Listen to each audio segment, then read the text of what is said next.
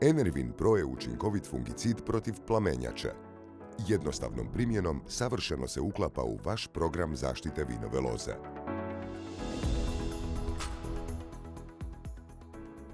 Pun potencijal ostvaruje kada se primjenjuje u fazi intenzivnog porasta bobica, čime se osigurava visoka kvaliteta i prinos grožđa. Dvije aktivne tvari međusobno se nadopunjuju i postižu veću učinkovitost. Kalijev fosfonat se sistemično kreće kroz biljku, te osim što ima izravno fungicidno djelovanje, potiče prirodne obrambene mehanizme vinove loze.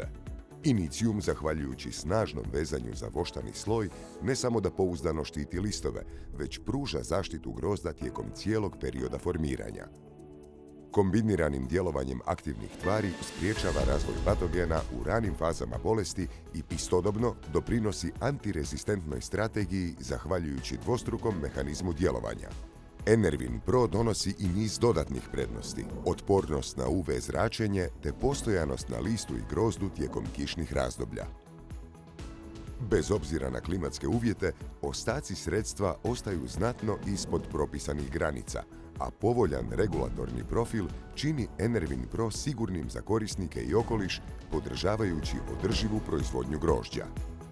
Enervin Pro, najbolji saveznik u proizvodnji grožđa. BASF, jer biram sigurnost.